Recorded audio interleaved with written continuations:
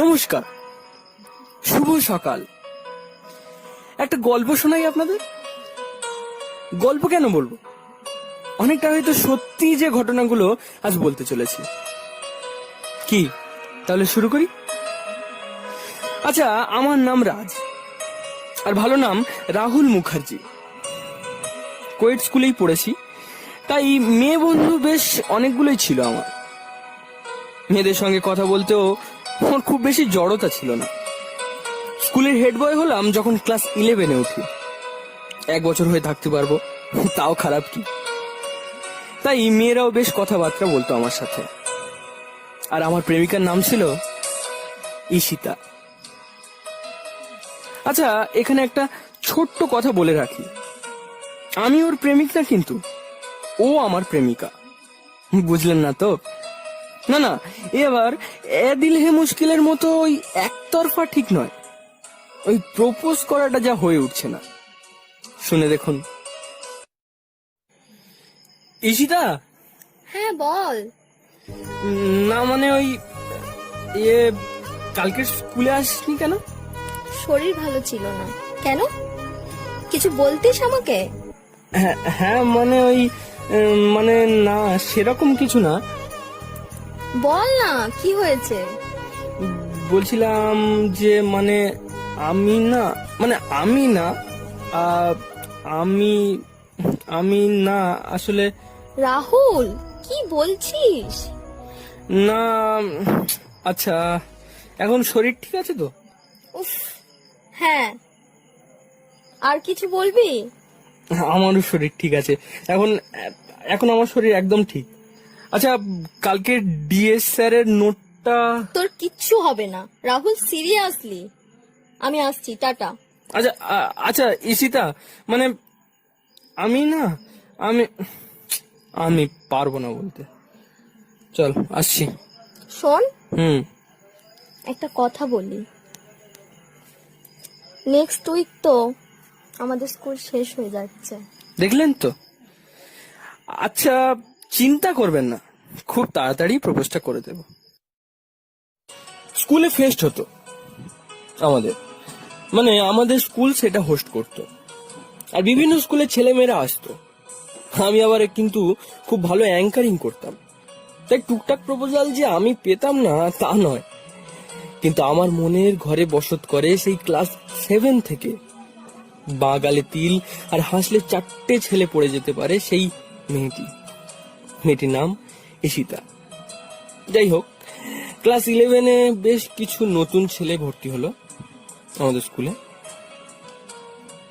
ক্লাসে ঢুকছি, ঈশিতা ডাকলো। এই রাহুল, এদিকে শোন, আলাপ করিয়ে দি। এ হলো নেহা, আর ও অহনা, আর ও হলো অর্ণা। বাহ, তা এই প্রথম নাকি তোদের? আরে বাবা, তাই তো আলাপ করিয়ে দিলাম। আলাপ জমলো, কিন্তু শুধু ওড়নার সাথে, তাও খুব অল্প। আসলে ও না ওই টিপিক্যাল বাঙালি মেয়েগুলোর মতো ন্যাকা ন্যাকা না। আর ওর সাথে খুব ভালো বন্ধুত্ব হয়েছে ঈশিতার। একসাথে ওরা বেশ কিছু টিউশনেও যায়। সেই সব ভেবেই একটা প্ল্যান কষে ফেললাম। একদিন টিফিনের সময় ওড়নাকে ডাকলাম, এই একটু শুনবি? কি বল?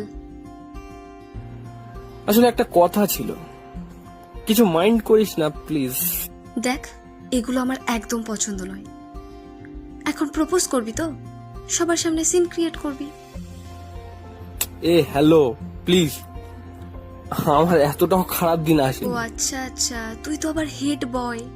শুরুতে বলতে গেলে ইগোতে লাগবে, তাই ফ্রেন্ডশিপ করতে চাস, তাই তো? বলা শেষ, এবার আমি কিছু বলি। বল। আমি ঈশিতাকে ভালোবাসি, বুঝলি? আমি ঈশিতাকে ভালোবাসি। আমায় একটু হেল্প করতে পারবি? না।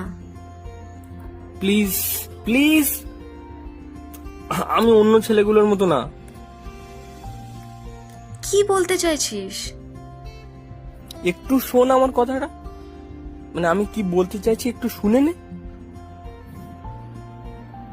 আমি ওর জন্য একটা কবিতা লিখেছি, একটু ওকে দিয়ে দিতে পারবি? মানে বলিস না যে আমি লিখেছি, বলিস যে লিখেছে যে সে তার নাম জানাতে অনিচ্ছুক। সেটা কেন?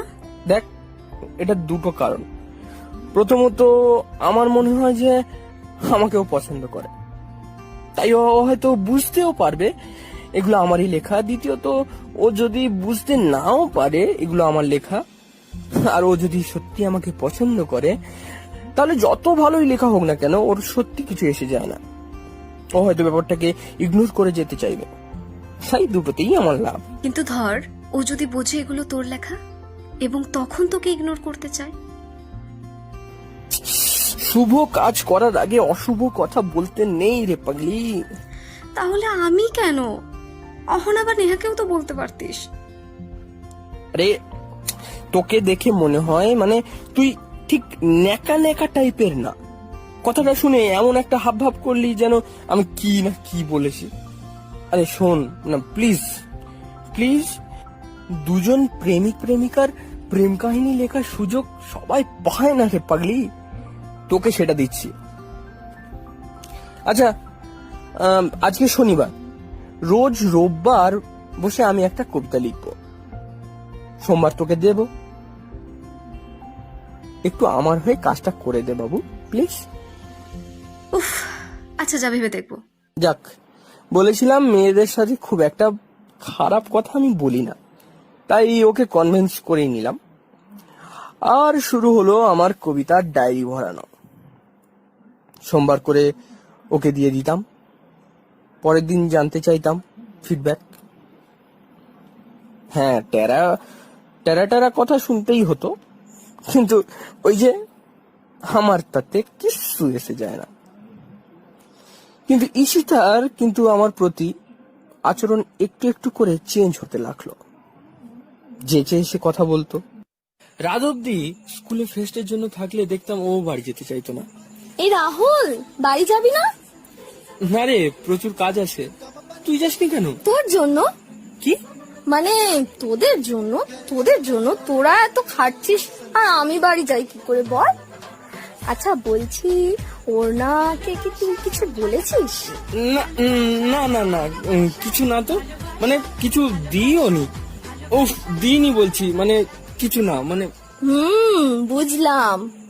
স্কুল শেষ হতে কিন্তু আর 1.5 বছর বাকি আছে মাত্র। হ্যাঁ, মনে থাকে যেন। এই যতক্ষণ আমি আর ঈশিতা দুজনে দাঁড়িয়ে কথা বলতাম, দূর থেকে ওই দজ্জাল মেয়েটা তাকিয়ে তাকিয়ে দেখতো। ওর দিকে আমি আবার তাকাতে পারতাম না ভয়ে, কারণ মনে হতো তাকালেই আমাকে ভস্ম করে দেবে। সেদিনকে 7টা 7:30 নাগাদ ঈশিতা বেরিয়ে গেল। ওনাকে ডাকলাম, ওই শুনছিস? দেখ, আমাকে ওইভাবে ডাকবি না, আমার একটা নাম আছে। আচ্ছা বাবা, সরি সরি। তা কি হলো, পড়েছে ও? পড়েছে। কি বললো? বলিসনি তো। কি? কি আর, ভালো লেগেছে। জিজ্ঞেস করছিল তুই দিয়েছিস কিনা। আচ্ছা, একটা কথা ছিল, আমি গান গাইবো। আচ্ছা গা, আমি শুনবো। আমি তো ফ্রি আছি, সব কাজ শেষ। হা হা হা, দারুণ হাসলাম। বাহ, খুব মজা করিস তো তুই, কিন্তু এগুলো আমার সাথে একদম করবি না। যাই হোক, আমি ফেস্টে গান গাইবো। আর কি মারিস না প্লিজ। কতগুলো স্কুল আসবে জানিস? আমাদের স্কুলের নামটা? আমি গান গাইবো। উফ, কি মুশকিল। আচ্ছা আচ্ছা, একটা শর্তে, এই সোমবার তাহলে। আচ্ছা আচ্ছা, ঠিক আছে, রাজি।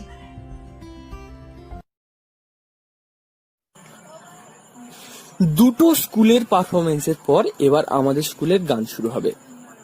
যথারীতি আমি আমাদের স্কুলের নাম বলে স্টেজ থেকে নেমে অভিভাবকদের সামনে গিয়ে বসলাম। হঠাৎ স্টেজে শুরু হলো,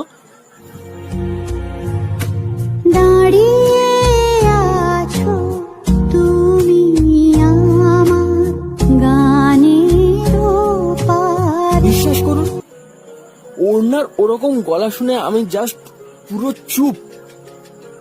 উফ, কি গলা মেয়েটা, দেখলে বোঝা যায় না এত সুন্দর গান গায় ও। কিন্তু সত্যি বলি, আজ ওকে যেন একটু নতুন ভাবে দেখলাম। শাড়িতে জাস্ট ফাটাফাটি লাগছে, মানে আমার যেন একটু প্রেম প্রেম এসেও চলে যাচ্ছিল। ঠিক তখনই দেখলাম ঈশিতাও আমার দিকে তাকিয়ে হাসছে। এবার যেটা করলাম, সব ছেড়ে নিজেকে বোঝালাম, না রাজ, ফোকাস, প্লিজ ফোকাস, ডাইভার্ট হয়ে যেও না, এটা তো প্রেম, ছেলে খেলা না, তাই না? আর এই যে গান গাইছে যে মেয়েটা, সে মেয়েটা যে দজ্জাল, এই গানটাই যা মনকে কে বোঝায়। ভালো ছেলে যে একবারে বুঝবে, ওটাও তো আমার মতোই ওই ঠ্যাঁটা স্টেজে তখন দরাজ গলায় চলছে। গানের ওপারে আমি বুঝতে পারছিলাম না কি করব, তাই ভাবলাম বাইরে থেকে ঘুরে আসি। মাথাটাও ভোঁ ভোঁ করে ঘুরছে। ঠিক তখনই শুনতে পেলাম দুটো অন্য স্কুলের ছেলে বলছে, ভাই মালটা কিন্তু খাসা। ওই কি বলি এক্ষুনি? কি বললাম বে? কোন স্কুল? বিদ্যানিকেতন উচ্চ মাধ্যমিক। এতগুলো স্কুলের ছেলেদের সামনে দাঁড়িয়ে মার খেতে কিরে ভালো লাগবে? ওই ওই ওই ওই খাপ খুলতে যাস না, এই ফাঁপা আওয়াজ অন্য কোথাও দিস। চল বেরো, চল। সাথে সাথে শুনতে পেলাম দর্শকদের হাততালি। বুঝলাম গানটা শেষ। সরি। কেন? আমি জানতাম না যে, কি যে আমি ভালো গান গাই? হ্যাঁ ভালো না, খুব ভালো গান গাস তুই। এই প্রথম ওড়না হাসলো আমার সাথে কথা বলতে গিয়ে। উফ কি মিষ্টি হাসিটা। মনে হচ্ছে যে আমি যেমন আমার কবিতাগুলো রোববার বসে লিখি অনেকটা সময় নিয়ে, সেই রকমই ভগবানও ওকে রোববার বসে বানিয়েছে, একদম যত্ন করে দায়িত্ব নিয়ে। ধাত্রিকা আবার ফোকাস হারিয়ে যাচ্ছে। ওই কি ভাবছিস? ওই আর কি, সোমবার দেখা হবে। ওকে দেন, সোমবার দেখা হচ্ছে। লিখছিস নতুন কিছু? সোমবার দেখা হলো এবং দেখা হওয়ার সাথে সাথে ও বলে উঠলো, এই শোন, ওর ডাকনাম পুকাই। হ্যাঁ তো তো তুই ওকে মন বলে ডাকিস কেন? মানে আমার ইচ্ছে, আমি ওকে যা ইচ্ছে নামে না, ডাকতে পারি। ডাকবি না, ওটা আমার নাম, কপি রাইট। ওকে ওই নামে ডাকবি না, আর যে কোনো নামে ডাকতে পারিস। আর শোন, এই যে তোর অমূল্য লেখাগুলো ওকে দিস, কি ভাবিস? হ্যাঁ ও বোঝে? মর্যাদা দেয়? কালকে তোর কবিতার মাঝে জয় গোস্বামী যে 4টে লাইন লিখেছিলিস, সন্ধ্যাবেলা ঝগড়া হবে, হবে 2 বিছানা আলাদা, হপ্তা হপ্তা কথা বন্ধ, মধ্যরাতে আচমকা মিলন, শুনে বলল, দেখেছিস কি সুন্দর কবিতা লেখে আমার জন্য। আর তুই কি না ওকে কবিতা পাঠাস? কি বোঝে কি ও তোর কবিতার? নষ্ট হয় ওগুলো, জলে যায় ওগুলো। এর থেকে না 4টে সস্তা চটি বইয়ের জোকস লিখে পাঠাস, দেখবি ও মজাও পাবে আর হাসবে। আর একটা কথা, আগের দিনের কবিতাটা আমি ওকে দিইনি। দিসনি মানে? কি করেছিস লেখাটা? তোর চোখের কোণে কালিমা, সে কি আমার জন্যে কেবল?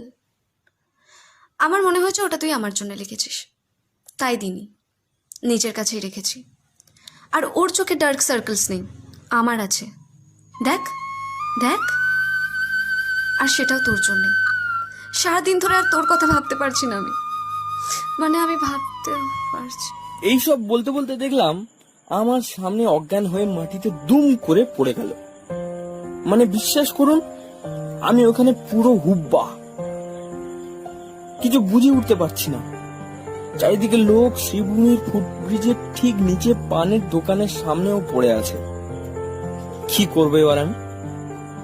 অনেকক্ষণ ভেবে দেখলাম যে না,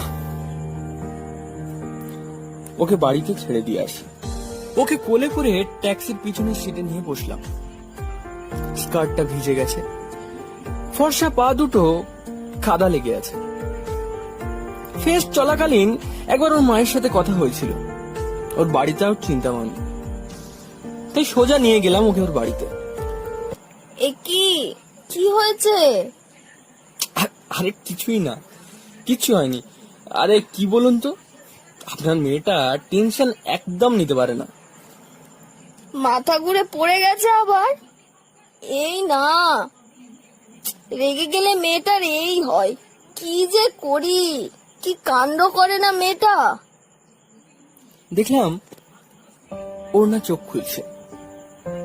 কানের কাছে গিয়ে বললাম, বিয়ে হয়ে গেলে কিন্তু স্কার্ট পরে আর বাইরে বেরোস না, কারণ সবাই তো আর আমার মতো ভদ্রলোক নয়।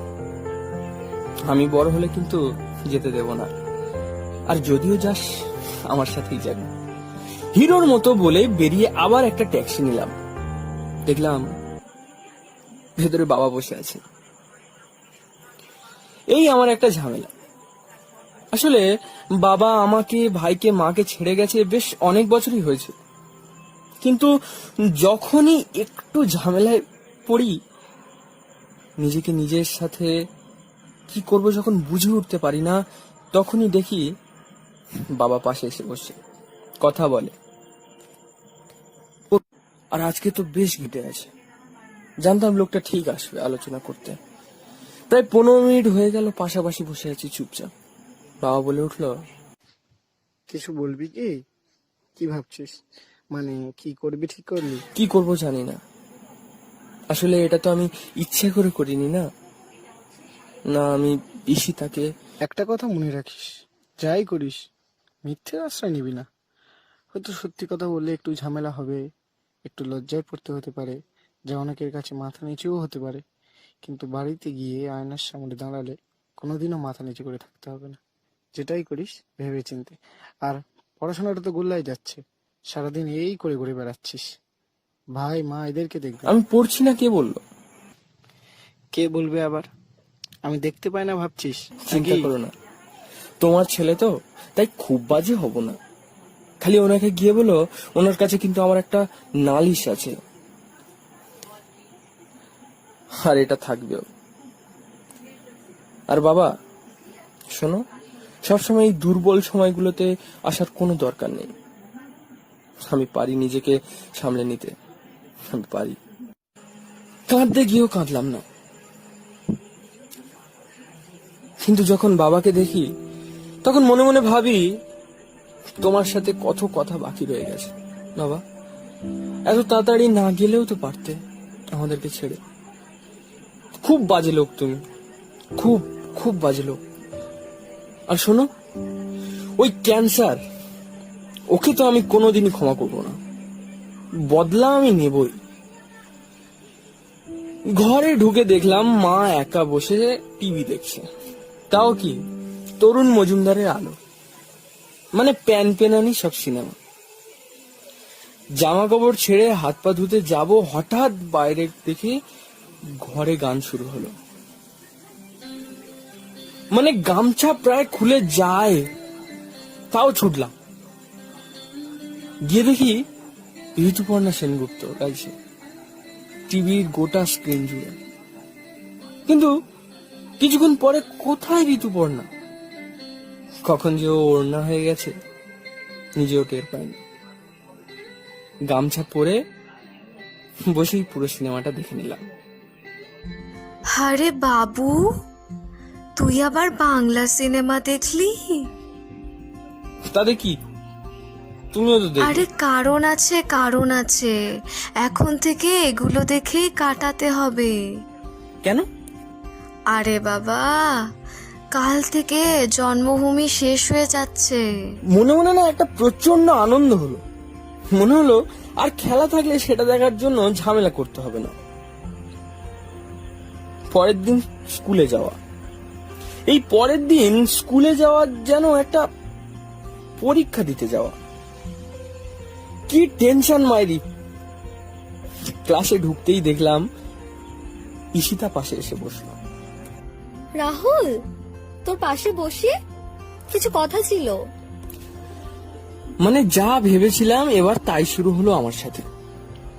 এই এতদিন আমি যার জন্য ফিদা ছিলাম সে নিজে যেচে এসে কথা বলতে চাইছে, আর আমি কিনা ওয়েট করছি কখন ওর না আসবে।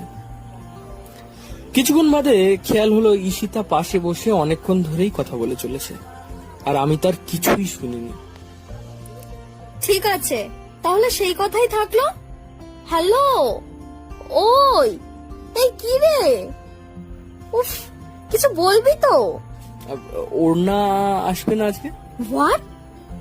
বাবা, সে কি? তুই আবার ওর কথা জানতে চাইছিস হঠাৎ?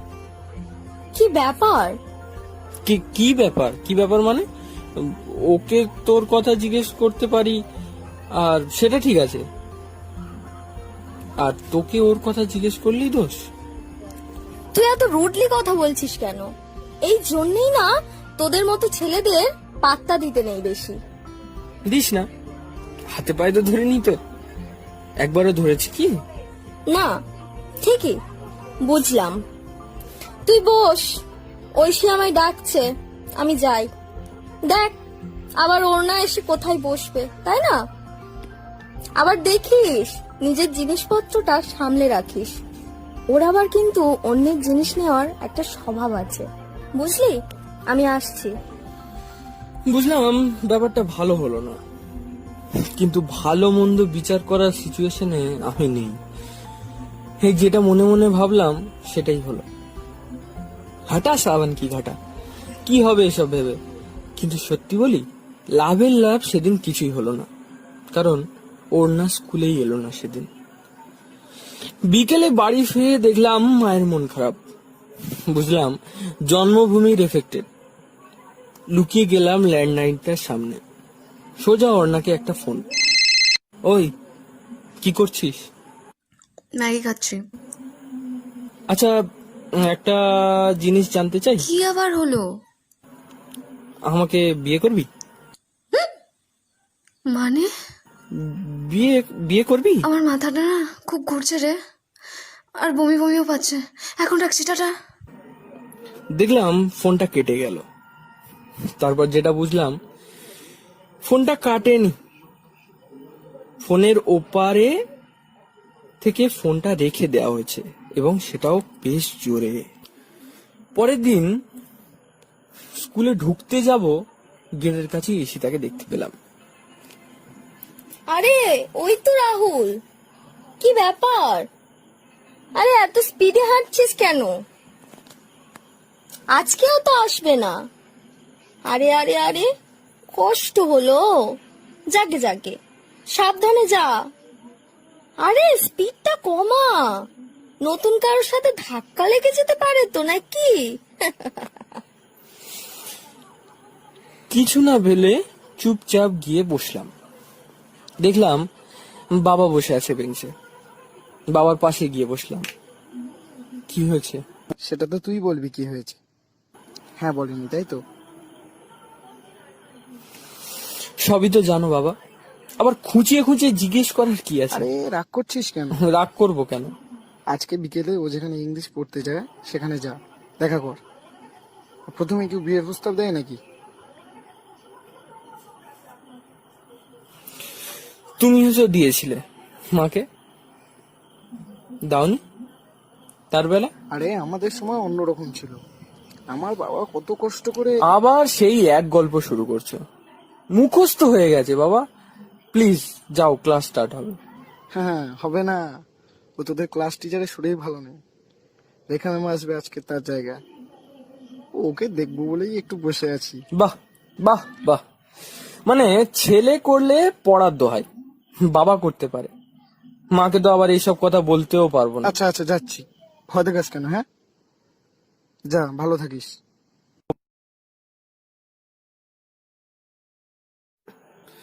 বিকেলে টিউশন থেকে বেরোনোর পর ওড়না যখন আমায় দেখতে পেল, ওর হাব ভাবটা এমন ছিল যেন আমি রাহুল না, শক্তি কাপুর দাঁড়িয়ে আছি ওর সামনে। এখনই ওকে গিয়ে চাপটে ধরুন। দেখি অন্যদিকে ঘুরে চলে যাচ্ছে।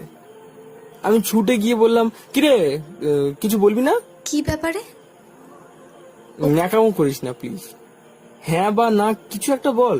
ও দেখ, আমি মাকে সব বলে দিয়েছি, আর মা বলেছে এটা প্রেমের বয়স নয়, সবে তো ক্লাস 11, তাই ফ্রেন্ডশিপটা যেমন চলছে চলুক, প্রেমটা নিয়ে না হয় আমরা পরে ভাববো। বাহ, নিজে এসে আমাকে ওরম ভাবে বললি, আর আমি যখন বলতে চেয়েছি যা বাবা, কি বলেছি আমি? বলেছি আমি তোকে প্রেম করি? শুধু কবিতাটা পড়ে মনে হয়েছিল যে ওটা আমার জন্য লেখা, সেটাই বলেছি, আর তুই বুঝলি ওটা প্রেম। আচ্ছা তো আচ্ছা আচ্ছা শোন, তুই ওকে ডায়েরিটা দিলি না, আবার ও আচ্ছা আচ্ছা, এই ব্যাপার। বেশ, কালকে দিয়ে দেবো ঈশিতাকে ডায়েরিটা। ব্যাস, তাহলে ঠিক থাকবে তো? আসি। শোন না, শোন না, হ্যাঁ বা না কিছু একটা বলে যা। কি রে, প্লিজ একটু আমার দিকটাও বোঝ। আর সারাদিন এই টেনশন নিয়ে থাকা যায় বল? প্লিজ প্লিজ প্লিজ জাস্ট হ্যাঁ বা না বল। I am sorry.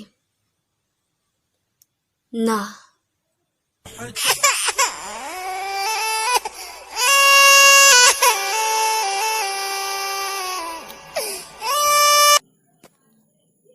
আচ্ছা, এটা সেই 1902-তে সৌরভ যেমন ওয়েস্ট ইন্ডিজের সফরে গিয়েছিল সেইরকম মনে হলো না ব্যাপারটা?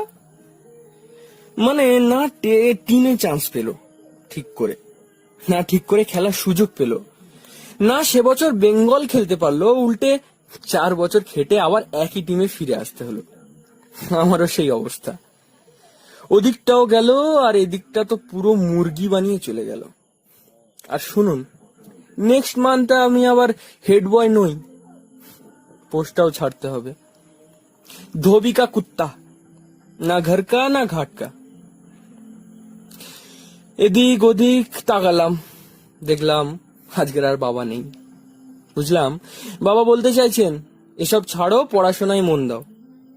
মাসটা নভেম্বর, কিন্তু দেখলাম কপালে বিন্দু বিন্দু ঘাম। বুঝলাম কালকে আবার স্কুল, আর এবার স্কুলে গিয়ে একজনের সামনে নয়, দুজনের সামনে মাথা নিচু করে থাকতে হবে। লজ্জায়। ছি ছি রাহুল, কাল থেকে কি হবে তোর? পরের দিন যখন স্কুলে গেলাম তখন দেখলাম দুজনে পাশাপাশি বসে আছে, একই বেঞ্চে না, যদিও পাশাপাশি। ওই কোন দুজন বুঝলেন না? আমি বলছি, একজন ঈশিতা আর একজন অরুণা, দুজনে ঠিক পাশাপাশি বসে আছে, দুটো আলাদা আলাদা বেঞ্চে। ওই যে বলে না, আমি দুটো মিশে যায়, আর আমার অবস্থা থাক, বুঝতেই তো পারছেন। গৌরব হঠাৎ করে এসে পিঠে হাত রাখে, বলল, শোন শোন, তুই সব কিছুতে ভালো হতে পারিস, মেয়ে পটানোই কিন্তু এখনো আমি এগিয়ে। তাই একটা প্ল্যান দিচ্ছি, মন দিয়ে শোন। ওদিকে দেখ, ঈশিতা আর অর্ণা প্রায় পাশাপাশিই বসেছে। ঈশিতাকে পটানোর একটা সোজা উপায় হচ্ছে, সারাদিন অর্ণার সাথে গল্প করে যাবি, জোরে জোরে হাসবি, আর মাঝে মাঝে ওর গানের খুব প্রশংসা করবি। দেখবি ভাই, হাতে নাতে ফল পাবি। শোন, প্রেমটা আমার মতো করে বুঝতে শেখ, বুঝলি? পুরো সাবলুডো খেলা বস। ভাবছো সব ঠিক আছে, কিন্তু 98-এর ঘরে গিয়ে ফিরে আসতে হতে পারে। তাই যেটা বললাম মাথায় রাখ। ও থামার পর অনেকক্ষণ মুখের দিকে তাকিয়ে থাকলাম। আসলে জানেন তো, কাউকে সচরাচর কামড়ানোর মতো রাগ আমার হয় না, আজকের কিন্তু আমার হয়েছে। যাই হোক, 2-3 দিন এইভাবেই কাটলো, চুপচাপ ক্লাস করে বাড়ি, টিউশন থাকলে টিউশনে যেতাম, ব্যাস। শুক্রবার দিন টিফিন টাইমে বেরোতে যাব, হঠাৎ। কি রে রাহুল, চিনতেই পারছিস না দেখছি? মানে তুই কি এগুলো ইচ্ছে করে করিস নাকি? মানে এগুলো কেন বলছি বুঝতে পারছিস না? চেঁচাবি না, এটা ক্লাসে দাঁড়িয়েছিস তুই, নিজের বাড়িতে না। হ্যাঁ জানি, এটা রাস্তা না, কিন্তু মানুষ তো রাগ আছে, দুঃখ আছে, হিংসেটা আছে, আরে মানুষ তো মনটা আছে। বুঝলাম। শোন না, আজ বিকেলে দেখা করবি প্লিজ, স্কুলের পর। না, ঠিক তো? ভেবে দেখ, শ্রীভূমির ফুটব্রিজটার নিচে 5টার সময়। না, আবার ওখানে তুই অজ্ঞান হয়ে পড়বি। শিবভূমি থেকে তোর বাড়িতে নিয়ে যেতে ট্যাক্সি ভাড়া 90 টাকা। একটা না ধরে কাঞ্চাপাটি লাগাবো। চুপচাপ স্কুলের পরে গিয়ে দাঁড়াবি বলে দিলাম। ঠিক টাইমে পৌঁছে গেলাম, দেখলাম দাঁড়িয়ে আছে। যাওয়ার সাথে সাথেই বলল, বাহ স্যার, এখন থেকেই ওয়েট করাচ্ছেন? তুই আগে এসেছিস, ঘড়িটা দেখে নে, এখনো 5 মিনিট বাকি আছে। শোন না, বলছি একটা কথা বলি, আমরা ফ্রেন্ড হয়ে থাকতে পারি না? প্রেম মানে তো সেই। না, পারি না। বিয়ে করবি, না হলে কথা বলার কোনো দরকার নেই। প্রথম প্রথম একটু কষ্ট হবে, সেটা সামলে নেব, কিন্তু ওই শো কল্ড ফ্রেন্ড সেজে নাটকটা করতে পারছি না। কি রে, তুই কথায় কথায় বিয়েতে চলে যাস কেন? ক্লাস 12ও হয়নি আর ছেলে কথায় কথায় বিয়ে করে নিচ্ছে। কারণ আমি তোকে বিয়েই করতে চাই। দেখ রাহুল, একটা কথা বোঝ, তুই এত ভালো পড়াশোনায় কাল কত ভালো চাকরি পাবি, কলকাতার বাইরে যাবি, তারপর নিশ্চয় বিদেশেও চলে যাবি। তখন কি আর এই ছোট্ট শহরের ছোট্ট আমিটাকে তোর মনে থাকবে বল? যেখানেই থাকি তোকে সব সময় আমি কাছে রাখবো, আর না রাখতে পারলে খুব তাড়াতাড়ি ফিরে আসার চেষ্টা করব তোর কাছে। কারণ আমি জানি, আমি না আসলে কেউ একটা খুব একা, হয়তো আমার জন্য সে জানলায় দাঁড়িয়ে গান গাইছে, দাঁড়িয়ে আছো তুমি আমার গানের উপারে। তারপর কয়েক সেকেন্ড যে কি হয়েছিল আমার আজও মনে পড়ে না। শুধু এইটুকু মনে আছে, আমাকে জড়িয়ে ধরেছিল উপেক্ষা করে রাস্তার লোকজনকে।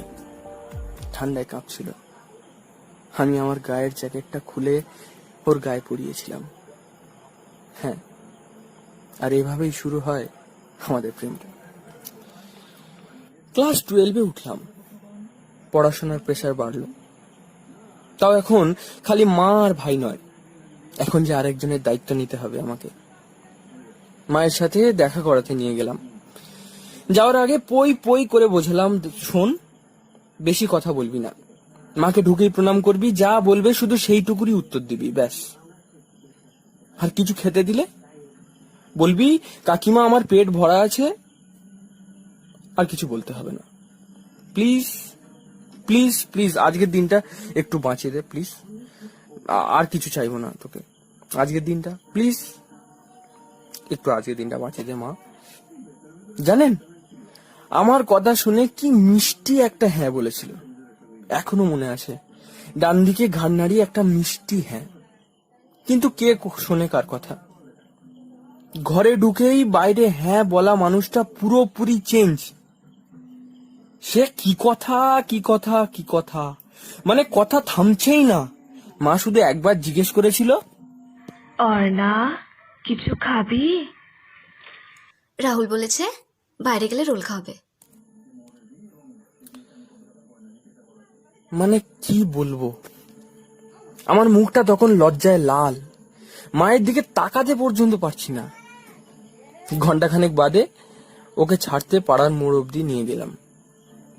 ও আমায় বলল, কি রে, আমি সব ঠিক করেছি তো? হ্যাঁ হ্যাঁ, পারফেক্ট। তুই আবার ভুল করতে পারিস নাকি? একদম ঠিক করেছিস। কথা বাড়ালাম না, ওকে একটা অটোতে তুলে দিলাম, কারণ এবার আবার আমার মায়ের সামনে গিয়ে দাঁড়াতে হবে আমাকে। মা, একটা কথা বলি। মা জানো, ওকে আসার আগে না সব শিখিয়ে এসেছিলাম, যে কম কথা বলিস, বেশি হাসিস না, কিন্তু ও পারলো না। দেখলে তো মা, ও পারলো না। কেন বলো তো মা? ও যে মন থেকে খুব ভালো মা, অভিনয় করে ভালো সাজতে পারলো না, পারলো না। খুব কথা বলে কিন্তু মেয়েটা। আরে, তা তোর খুব কাছের বন্ধু নাকি? হুম হুম, বুঝেছি বুঝেছি। খুব ভালো মেয়ে, খুব লক্ষ্মী মেয়ে, আমার খুব পছন্দ হয়েছে। গিয়ে বলিস ওকে। খুব ও মা, একটা চুমু খাই তোমাকে। ও ও ছাড় ছাড়। Please please. যা যা, পড়তে বস, না হলে বউকে কি খাওয়াবি? আরে রোল কিনতেও তো পয়সা লাগে নাকি? ব্যাস, কোনো সুযোগ হাতছাড়া করো না, একটা সুযোগ হাতছাড়া করো না তুমি কথা শোনাবার। ও মামা, একটা চুমু খাই না প্লিজ প্লিজ। এখান থেকে আমার গল্পটা একটু সিরিয়াস হয়ে উঠলো। মায়ের খুব ইচ্ছা ছিল আমি মেডিকেল নিয়ে ডাক্তার হব, কিন্তু আমি ডাক্তার হতে চাই না। ওড়নাকে খালি বলেছিলাম, জানিস আমার মেডিকেলের র্যাঙ্ক কত এসেছে? কত?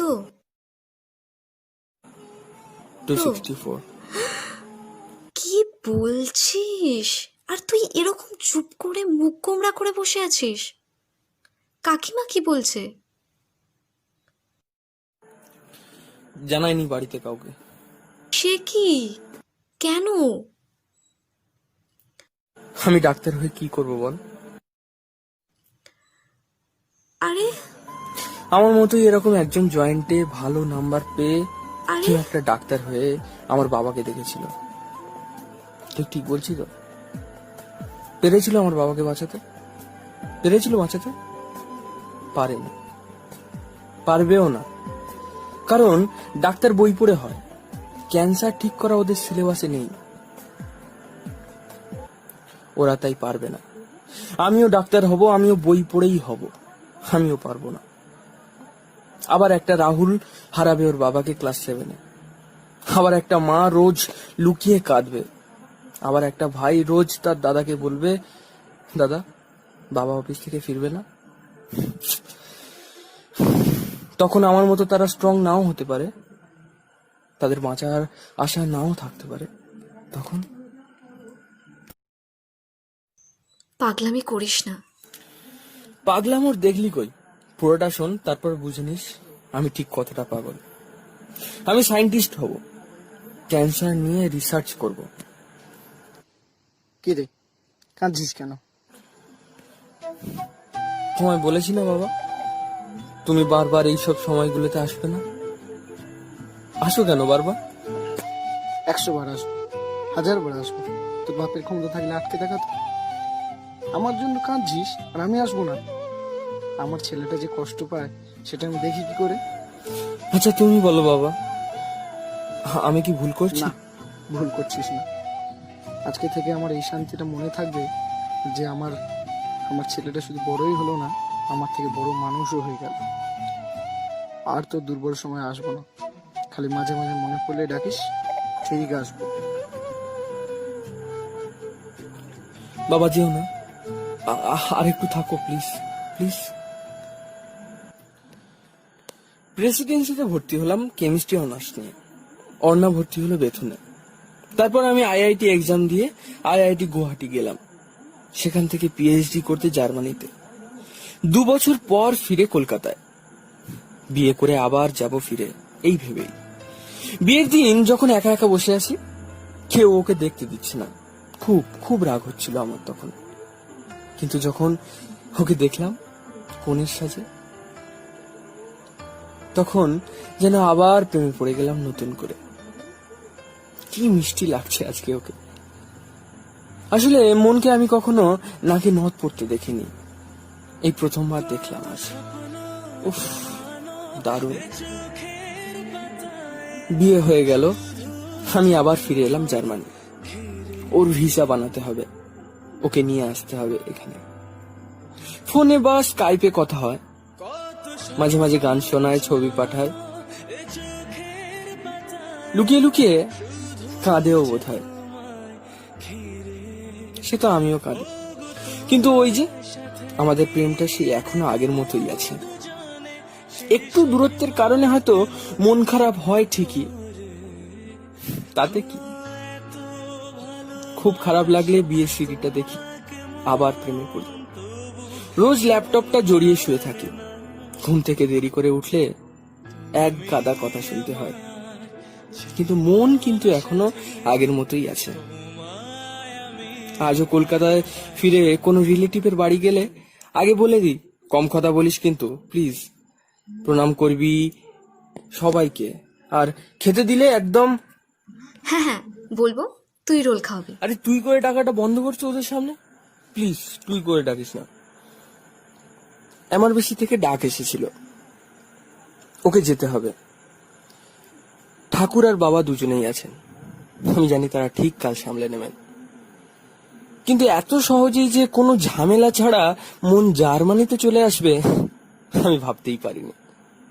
এয়ারপোর্ট থেকে ফোন এলো।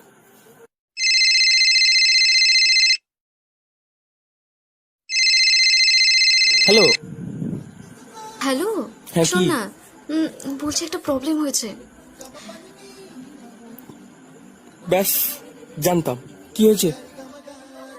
এই ওরা 30 কিলোর অনেক বেশি মাল হয়েছে বলে অনেকটা বেশি টাকা চাইছে। তোকে বারবার বলে দিলাম। সব দোষ আমার হয়ে গেল, তোর ঝর্ণা ঘিয়ের জন্যই তো। কে বললো 1 কিলো ঝর্ণা ঘি আনতে? 1 কেজি ঝর্ণা ঘিয়ের জন্য? ধুর, কত টাকা চাইছে? 5400। কোন কার্ডটা দিয়ে পে করবো? যা ইচ্ছে।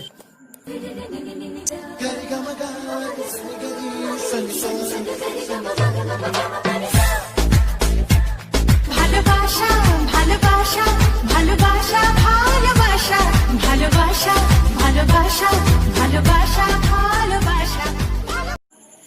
স্কুল লাইফ আমাদের সকলের একটি খুবই গুরুত্বপূর্ণ মুহূর্ত, আর সেই স্কুল লাইফের একটি প্রেমের গল্প নিয়ে আমরা আপনাদের কাছে পরিবেশন করেছি।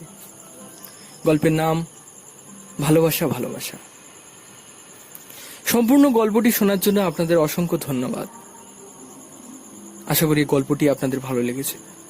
এতক্ষণ আপনারা যে গল্পটি শুনছিলেন সে গল্পের রাহুলের চরিত্রে সন্দীপ, ওড়না এবং রাহুলের মায়ের চরিত্রে পূজা, ঈশিতা ও ওড়নার মায়ের চরিত্রে অর্পিতা, বাবার চরিত্রে কৃষ্ণ, বাজে ছেলে ও গৌরবের চরিত্রে প্রীতিশ। সম্পূর্ণ এডিটিং এর কাজ করেছে পূজা ও কৃষ্ণ। আশা করি গল্পটি আপনাদের ভালো লেগেছে। গল্পটি যদি ভালো লেগে থাকে এই গল্পটিতে একটা লাইক করে দেবেন, আমাদের চ্যানেলটিকে একটা সাবস্ক্রাইব করে দেবেন এবং পাশে থাকা বেল আইকনটিকে ক্লিক করে দেবেন। আর আপনাদের পাড়া প্রতিবেশী বন্ধু বান্ধব সকলের কাছে আমাদের এই ভালোবাসা পৌঁছে দেবেন। দেখা হচ্ছে পরের কোনো গল্পে, নতুন সাজে, নতুন কোনো স্বাদে আপনাদের সঙ্গে। ততক্ষণের জন্য tata, bye bye. School life